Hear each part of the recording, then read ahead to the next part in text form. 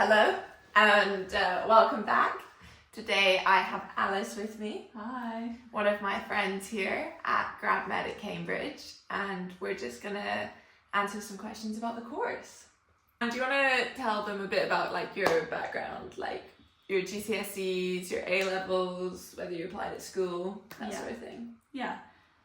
So I studied biomedical sciences as my first degree. I didn't think I wanted to do medicine. I was so set on doing like research, working in a lab, all of that. Then actually studied biomed, worked in some labs, realised it wasn't really for me. And then, so I took 2 years out afterwards. I did a bit of work in like clinical research and then worked as a healthcare assistant. And now I'm here. And I feel like Alice's background is really normal for GRAD at Cambridge.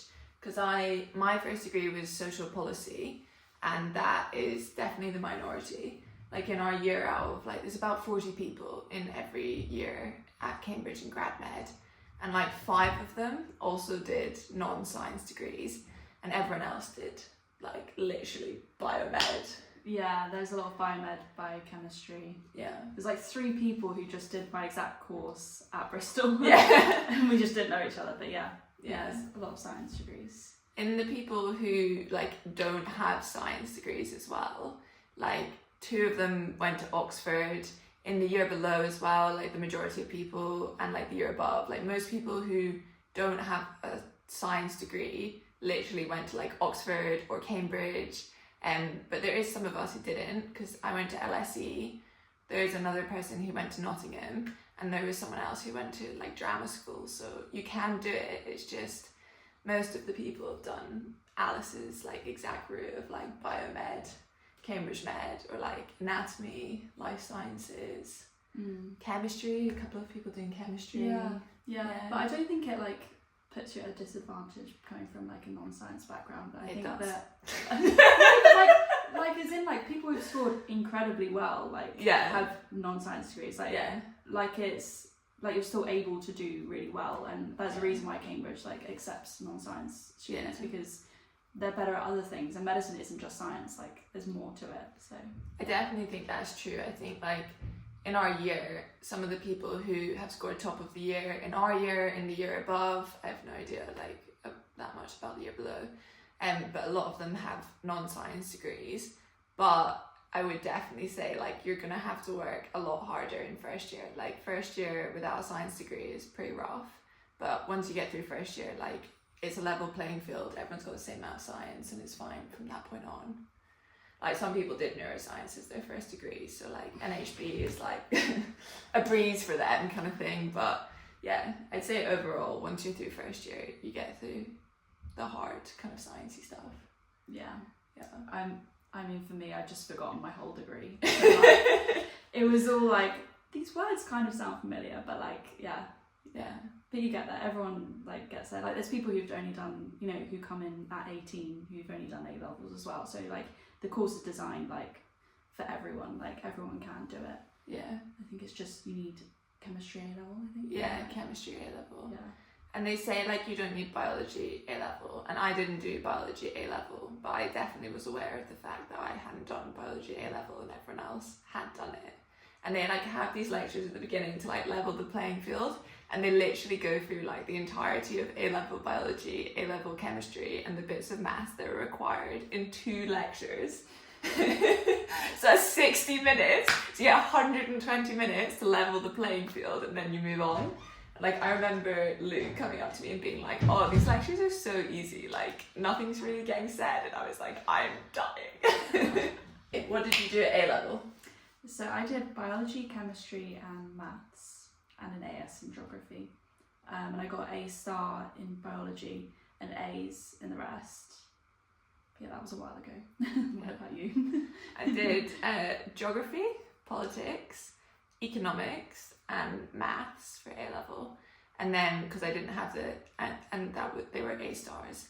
And then because I didn't have the chemistry, I had to sit chemistry like by myself and like learn it off YouTube, which isn't ideal, but like they're quite lenient about that, because there's people in our year who didn't have the required chemistry grades who like didn't have to resit it in the end. So I think they're like not as strict on A-level requirements as you think they're going to be. Yeah. Like I think they care a lot more about your university degree and like what grade you got in that, because I think pretty much everyone that I've spoken to got like a first in their undergraduate degree. Yeah, I think so, yeah. And the people who didn't pretty much did masters and got like, what's the distinction in those, Yeah. So I think they do care more about that than A-levels and GCSEs, but I think it all does play into like a point system. Yeah, they score your like application and like give you points, and then they cut off like, or accept or invite to interview like a certain number of them. There's also like a short list, as I remember, because the first time I applied I got shortlisted. Yeah. Which is another good point, is like applying to Cambridge GradMed like more than once, and like a lot of people do that. Yeah. Like me, twice. But yeah. I'm glad I didn't get in the first time, kind of. It meant that I got more experience, and like I felt like I was more prepared to come here. So yeah, it was a good thing in the end, I think.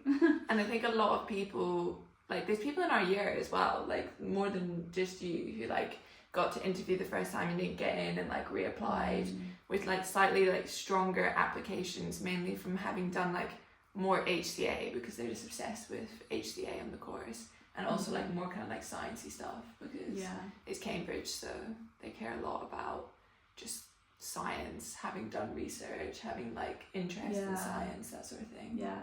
Also like PhDs, they get quite highly scored, like above any other work experience, I think. Yeah. There's quite a few people in like our year that have got PhDs. Yeah. And a lot of people have like master's degrees. But again, like you don't need that, because there was like me and, to be fair, I think it's actually just me and another girl who came straight from university. I think most people take time between like their finishing their degree and like applying, because it gives you a stronger application, because you have time to like sit admissions tests for other GradMed courses, because you actually don't need any for GradMed at Cambridge, and also to like be an HCA, get the work experience, that kind of thing. But you can do it without. I mean, it's harder and it's like more stressful, but you can apply without taking any time out. I'm back with my laptop with my actual healthcare experience log that I submitted to Cambridge. Because unlike Alice, who had like really good, really extensive, very clear, like, you know, working as an HCA in the ICU is like obviously extremely good work experience.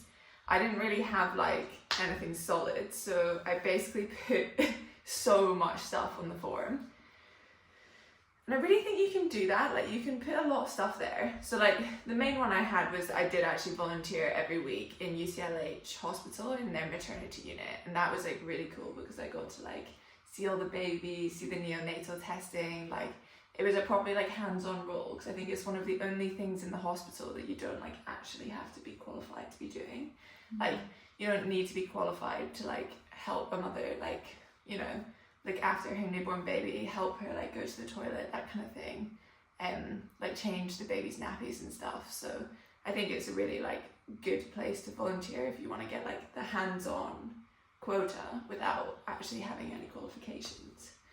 And then whilst I was there, I like shadowed the charge nurse, I shadowed the neonatal doctor. Like you can shadow various people on the ward, and they'll show you like so much stuff. I also did like organ donation collection. There's that. Then I had like work experience events in rural healthcare facilities, so I was able to get involved quite a lot there with like rural events that they had going on and like healthcare stuff. And not all of it's like in person, some of it's online as well, and you can put all of that down. Lectures that I'd like watched in person or online. And working as like a carer for a boy with like learning disabilities and stuff, work experience with the local GP, volunteering in the local hospital. That was when I was like a lot younger as well, like when I was basically like a teenager. Babysitting people with additional support needs. I even talked about like doing equality and diversity stuff during my gap year. And so basically where I'm going with this is like, you can put in so much stuff, and it doesn't have to be like directly healthcare related. You just have to find a way to like make it healthcare related. Like they're looking for certain qualities, they're looking for certain things, and if you can find a way to turn what you've done into like relevant work experience, like you can put it on there. So I'd really recommend that. And then science. So you did 6 months in the lab. Yes. Yeah. So I worked in a lab, sort of as like I forgot the name of it. Lab technician. And I also worked alongside like research scientists. It was in clinical research, so it was a clinical trial that was going on during COVID. So it was a COVID treatment trial. It was very exciting, and I was able to write about it in my personal statement. I don't think I put it on my supplementary form because I think that's mainly like clinical and healthcare related things. But then I also worked in like the sort of logistics side after I realised I didn't want to work in a lab. But it was definitely good to like learn some science and read some like clinical trial papers, and also I had to present some of them weekly to the research scientists. But yeah, I wouldn't say it's necessary. Like I don't think it actually helped my application that much, but I guess it's something you can put on your personal statement or speak about in interviews. Yeah. I think if you like come from a non-science background though, like you do have to kind of prove that you are competent, especially like when I was applying, like I didn't even have the chemistry A level yet, so I think it's more important, like if you haven't done a science degree first, like you do have to make a really big effort to prove that you will be scientifically competent. And so what I did was, they have these like part-time courses at Cambridge, which are like undergraduate certificates, I think, and I did one in immunology, but you could do one in like anything related to medicine, and they're done by like the Institute of Continuing Education, which is actually a really lovely place. And mine was online because it was COVID time as well, so I didn't even have to like go anywhere to do it. I could literally just do it from London. But I think if you're applying without like a science background, that you need to really show that you can do it, because I think where Cambridge differs from like every other grad med course, except from Oxford, is that it makes you go through 2 years of preclinical science, and you are literally doing like a glorified natural sciences degree. Like we literally have the same exams as them and everything. It's like on another level, like compared to my first degree, like studying biomed, like it is my whole degree in a unit. Like it is just crazy, like the amount of stuff they make you learn. But yeah, it is. I guess we'll get onto that, won't we? Yeah, it really is. Yeah. And then in my personal statement, again, like being very aware of the non-science degree, like I think if you have a non-science degree and you're applying for it, like use it to your strengths, like really own it. A lot of people who have science degrees will have applied to medicine the first time round, and this is like one of their, like another cycle for them, which is absolutely fine. And with a non-science degree, you don't have that. So like I think you tend to have a more original story of how you've gone from doing like social policy or like drama or history to like doing grad med. And so I think you need to like be aware of the fact that your lack of science degree is a limitation, and make sure that you show them that you're competent in science and that you're interested and that you can do it. But then also like really turn like what you've learned in your degree into like a strength. So like I did medical law, I did health policy, and I talked a lot about that because it is relevant, and you do have courses on that when you get here. So yeah. Oh yeah, I took like courses in like CRISPR online, and I talked about like various like books that I'd read, and also I sat the GAMSAT. So I actually mentioned that I'd sat the GAMSAT and put my score on my Cambridge application, which even though they don't like care and it wasn't necessary, I thought it was helpful to prove that I like am capable of doing the science. So yeah, just really be aware that you can overcome it, but you just need to prove to them that you have taken steps to overcome that. Yeah. It cut out, so we are repeating what we said. We were talking about the interviews and like the kind of stations that came up. So we had 9 stations in our interview, and like 3 for us, but it could be 4, were science.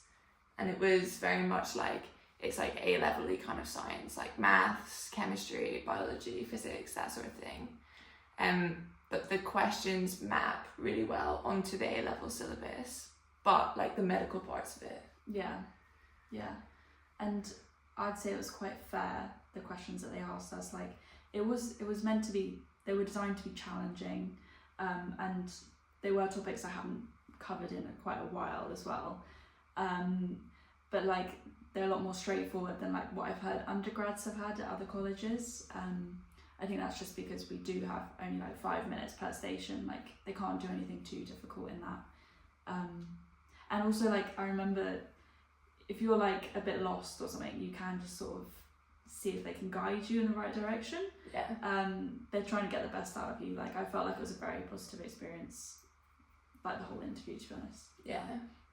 I really agree with that. And I think like if you are non-science like me, just own up to that immediately. Like if you're going in non-science, like you will be considerably weaker on those stations than people who have literal degrees in that subject. You know, like in the biology station for me, I was like, I've never seen this before in my life, and other people will have like, you know, that would be like first year, first term university degree kind of content, like A-level biology kind of content.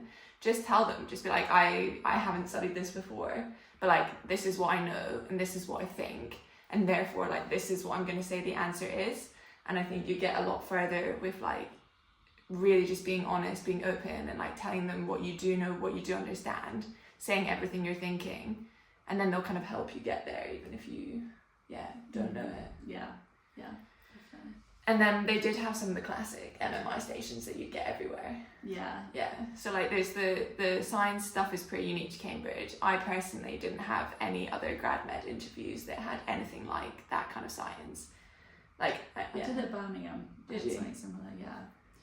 Birmingham only had 2 stations. It was bizarre. And one of them was science. Yeah, That's it was like crazy. maths. Yeah. Yeah. It was pretty weird. Anyway, that was COVID time, so it was like a bit different. Yeah. Yeah. And then we had like just the classic like ethical situations, getting to know you better, stuff about like medicine in general.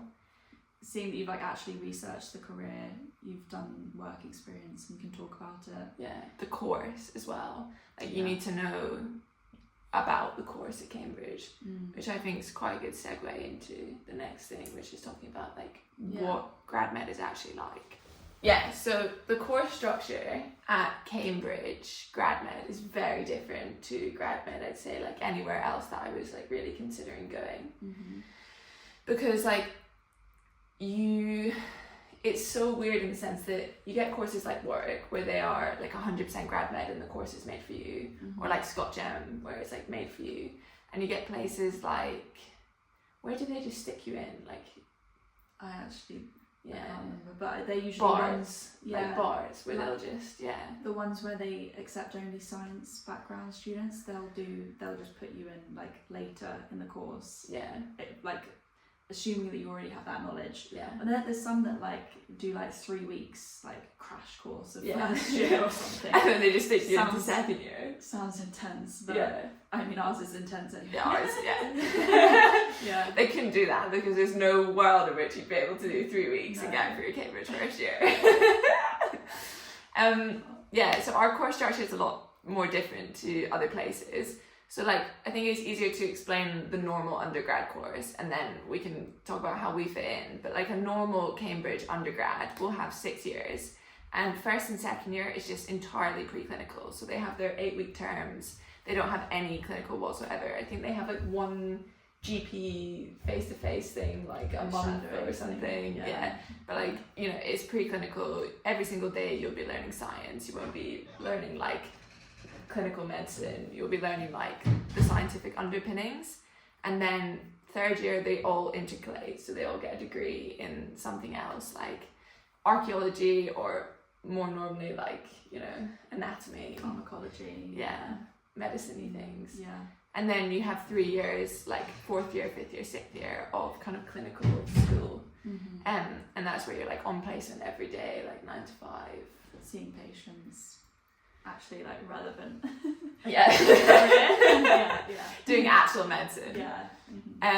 And there's like a common thing that like if you do go to Cambridge and you're on the undergraduate course, graduate course, affiliate course, whatever, the second year is like the worst year, And that's definitely true, but it is worse if you're a grad med because we do first and second year with the undergrads. So like every day we're in like lectures, we're in labs, we're in like practicals, dissections and stuff with the normal undergraduates. Like you'll be paired up with 18-year-olds and stuff. But during the holidays, we do fourth year. So we go to West Suffolk Hospital, which is in Bury St Edmunds, which is a really nice place. Like it's a controversial, like some people hate it. Mainly I think if you don't have a car, because then you're stuck there. But I love it. Yeah, I think it's great.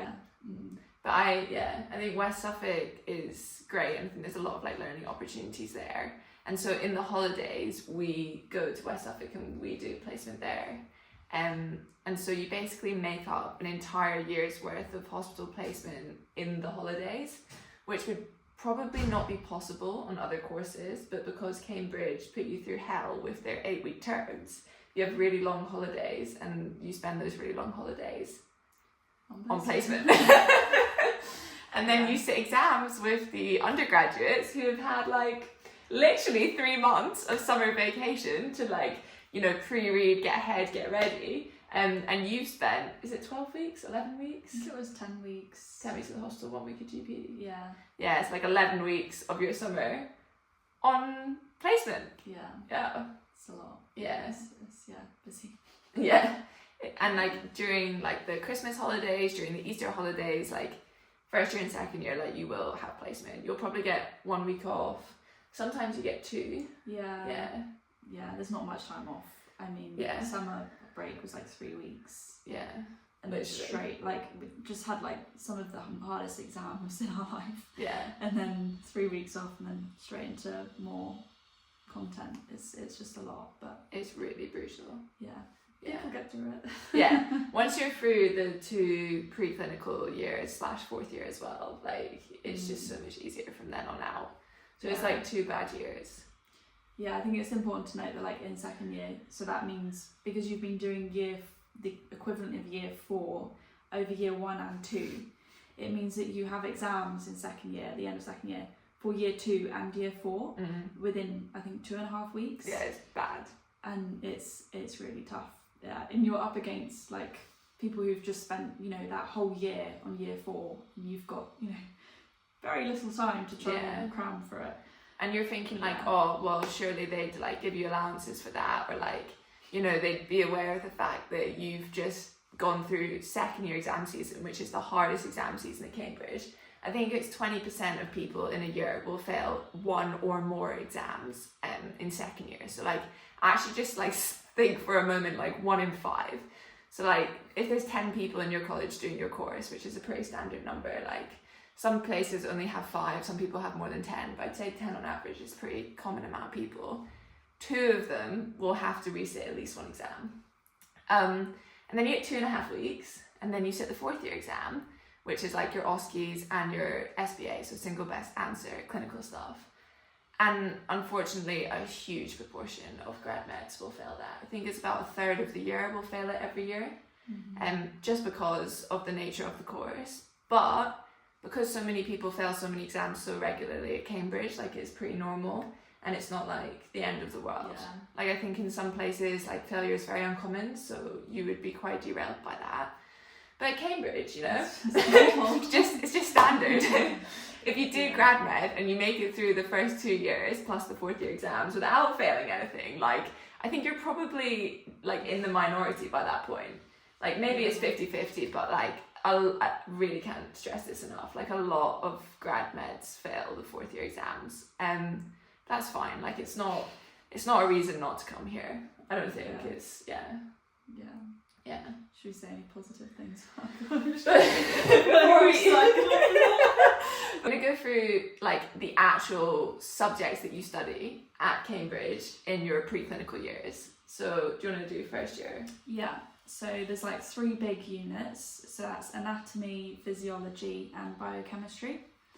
And then there's also 2 like smaller units. So there's like a statistics unit and social and ethics. Yeah, where you write an essay basically. And so I suppose like in terms of what you have within those units, you'll have teaching. So once a week you'll have dissection in anatomy. You'll also have another sort of teaching session where people present things, like anatomy cases, which is quite interesting. And that's students present that to other students, so you sort of learn from other students. There's also like lectures, and then I'm trying to think about the other units. There's also, I think, once a week, usually a 2-hour lab for biochemistry and physiology. Although they have all day labs for biochemistry sometimes, which is quite long. Awful. Yeah, and it's just like waiting for things to like. Yeah. Cambridge, they make you do like actual science experiments. Like you actually have to like isolate DNA and like run it on like what's it, Western blot? Is that the right word?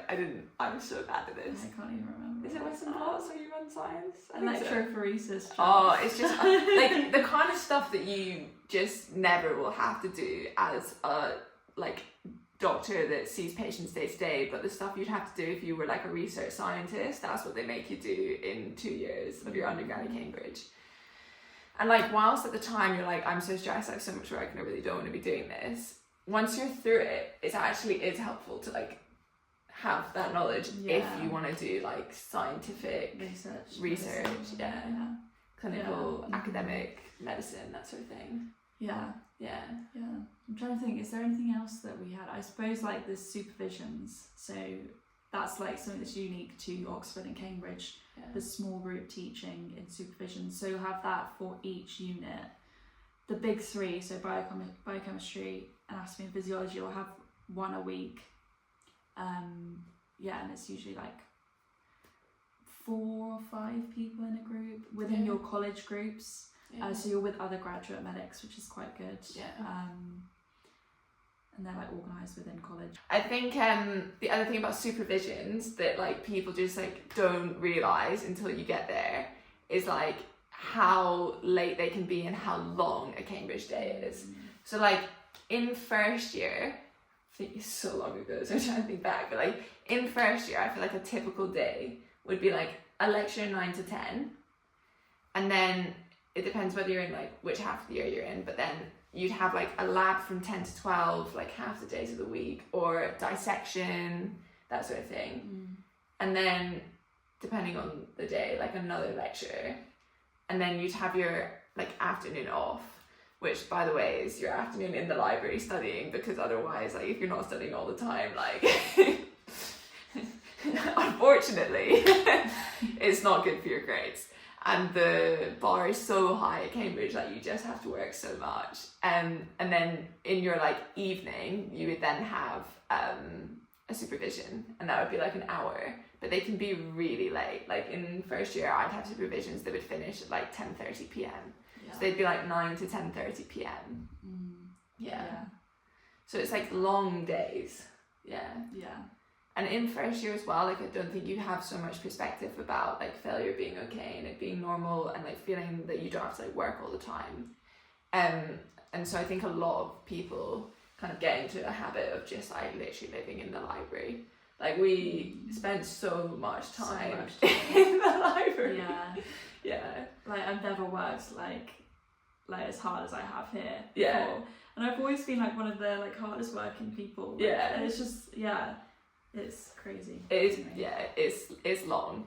And then in second year, it gets worse because you had it does.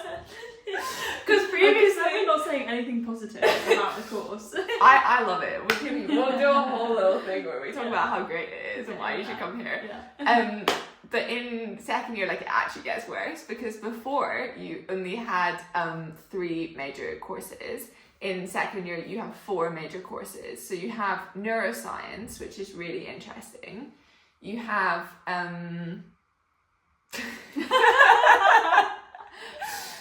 pathology. Pathology. Pharmacology. Oh yeah, pharmacology. And then you have HR, so like human reproduction. And that's for like 1 term, and then the other time for a term you have head and neck anatomy, and so you've got like 4 major things playing on your time, which you feel a lot more. It's like a day in the life in second year is definitely got far more content hours than a day in the life in first year. So in second year, like a typical day, I think it depends on like who you are and what you do. But for me, I was rowing. So a typical day would be me like waking up at 6, going and rowing, and coming back from rowing to make it to the 9 a.m. lecture.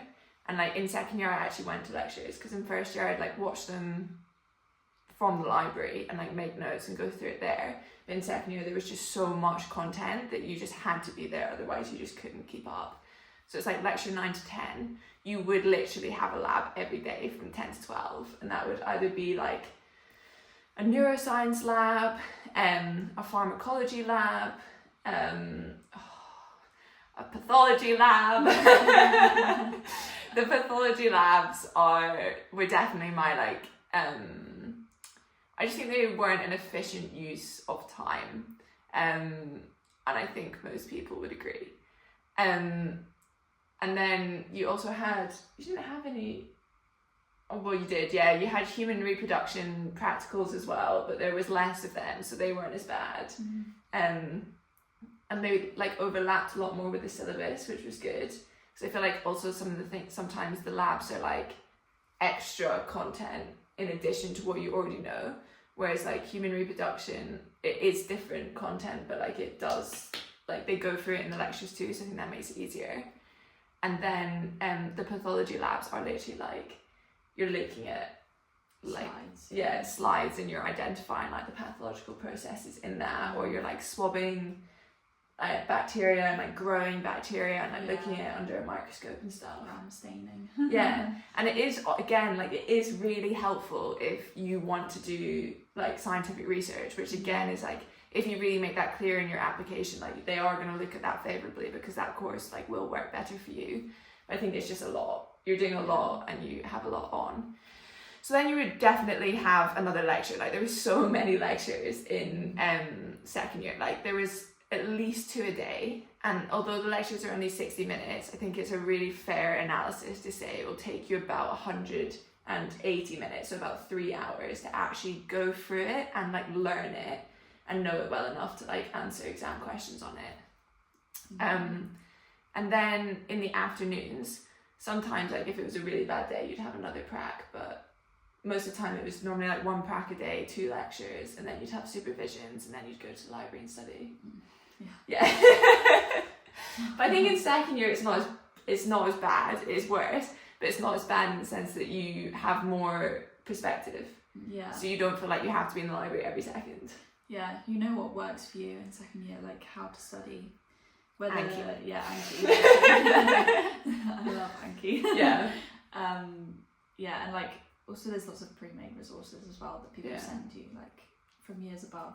Yeah. Like Anki decks and notes and everything. Yeah. So you just sort of know what works for you, and that saves a lot of time. Yeah, and I think like a really important point on that is like listen to the year above.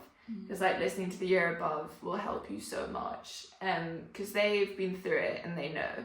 And I remember like when I arrived in first year thinking like, oh, I know myself better, so I'm just going to do what works for me. But like, you've never been through anything like this, and like no, but seriously, like I used to love like colouring in and like writing notes in loads of colours and stuff, and whilst that does help me learn, like there's just not enough time. Like there's so much to learn, and Cambridge, like every single thing that they ever say in any lecture ever is examinable, and so the sheer magnitude of things that you have to learn is outrageous, and so you just need to really have memorization tactics down to a T. Yeah Definitely. I think another thing that I'd say about like the level of detail at Cambridge, and something that's like very specific to Cambridge, is like the dissection and the anatomy is so detailed. Yeah, so the level of detail that they require you to know. So we were doing the MRCS like exam questions when we were preparing for H&A, which is head and neck anatomy. And the questions, and bear in mind, they require ST1s to do this. This is after your foundation years of training, like during your first year of like specialty training, core training, like surgical training. And when we were doing the questions, the answers weren't detailed enough to have like got the mark correct on our Cambridge exam that we're required to know in second year. So like the 19-year-olds at Cambridge are required to know surgical knowledge of dissection to a higher level than the MRCS exams. So like that's how insane the Cambridge anatomy. Yeah. It's just so detailed. It's on another level. Yeah. But I suppose it is really useful, like if you want to go into surgery, like yeah, like really good, like having that manual. Like I think people even like as surgeons like refer to the manual in first year for anatomy. Like it is really good, and you're being taught by incredible surgeons. Yeah, and, like, the opportunities are fantastic. Yeah, it's really good. It's just a lot. Yeah, it is a lot, but I think if you want to do surgery as well, like that's one of the another appeal about Cambridge. And I feel like that would be good to talk about in an interview. If you know already that you want to do surgery, then talking about that and talking about the fact that it's full body dissection and the fact that you have such a high level of detail would definitely help your application. Because I think at least a few years ago when I looked it up, Cambridge had the highest proportion of medical students that become surgeons, which obviously makes sense because the MRCS exam, whilst hard and probably has a higher pass mark than our exam, it's the content you've already seen, so it will be easier for you the second time because you have done it before. Yeah. Now it's time for our positive spin on the course because we've complained extensively about the course. So I think what we're going to do now is talk about like why we chose Cambridge and like what we really love about the course. So why did you choose to apply to Cambridge? I think it was just like a dream of mine, like coming to Cambridge. Like from a young age, I have family in the area as well, so I love Cambridge as a city. Like it's so beautiful. Like the colleges are amazing and stunning. Yeah, it was just a dream of mine. So I sort of applied to it. I think because it didn't look at like entrance exams like the UCAT or the GAMSAT, and my UCAT wasn't very competitive. So I think that's what drew me to applying originally, but also it was just sort of that, it's a dream, like let's give it a go, why not? Yeah, but obviously ended up getting in, and yeah, so happy with it, and I don't regret my decision at all. Like I know like it has been really tough, like really hard work, but like yeah, I do enjoy it. Like it is rewarding. It's, you know, I love placement and like medicine, like learning about like patients.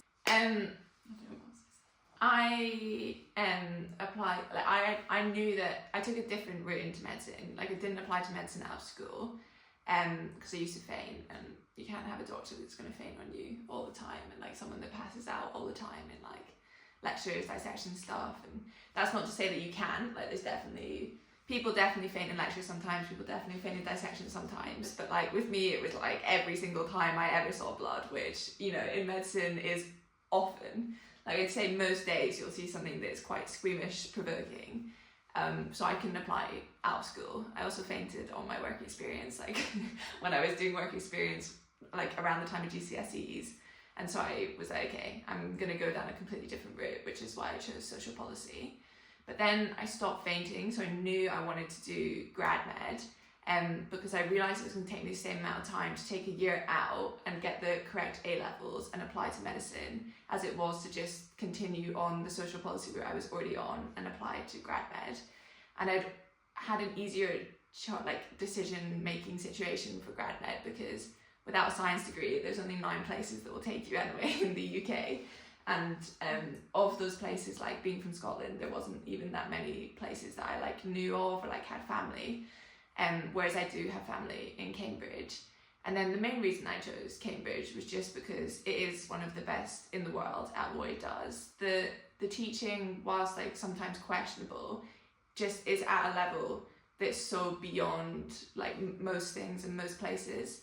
And like at the time, obviously it doesn't feel great to be doing like such difficult things, and like you're struggling so much because of like how high quality that level is. But at the end of the day, like you will get through it, and then you've got through it and you know so much, and you have so many like cool and unique skills that like you wouldn't really get on any other course. And so like I'm quite interested in academic medicine, maybe doing some like scientific research and stuff, and there's no other course that would equip me with like the skills I need, like how to run a Western blot, like knowledge of the lab, knowledge of like such niche like genetic diseases and stuff, and like different techniques as you get here. And then also on top of that, just like Addenbrooke's, which is our local hospital in Cambridge, just has the most amazing opportunities there. The people that work there are just so amazing at what they do. The people who teach you at Cambridge literally have discovered like half the stuff you're learning about. Like you open your textbook and you're learning all of these things, and whilst you're like, oh, I don't want to be doing this right now, like half the discoveries on that page were made at Cambridge, and like half the people giving your lectures have made like foundational discoveries in medicine and science. So like the opportunities that you get here are crazy. And like the university really do help you get your like foot in the door, because they literally run so many research institutions here. Like there's just so much that you can do when you're here. So I think that's why I applied here. Yeah. And then what's your favourite thing about the course? Let me have a think. Whilst Alice has a think, I think my favourite thing about the course is that it's like actually a grad med course. Like I could name every person in our year of 40. Like you know everyone. We like, whilst we don't always see everyone day to day when we're doing stuff with like the undergrads in first and second year, or like with the undergrads in like fifth and sixth years, like third and fourth year. During the holidays of first and second year, you spend so much time as a group. You know, you live with those people in flats at West Suffolk Hospital for like 10 weeks, like of course, and every holiday. So, and you have like specific lectures just for grad meds, and like in the grad colleges as well, like it's only grad meds. And so there really is like a serious sense of like unity. And like, whilst you do the undergraduate course, we are our own course, like we have our own things.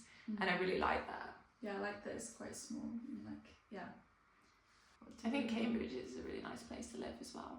Yeah. Like where we live, this is our house, it's such a nice area. Like Cambridge is really beautiful. There's so much nature, there's so much stuff to do. Like you go paddleboarding, we go outdoor swimming in the river.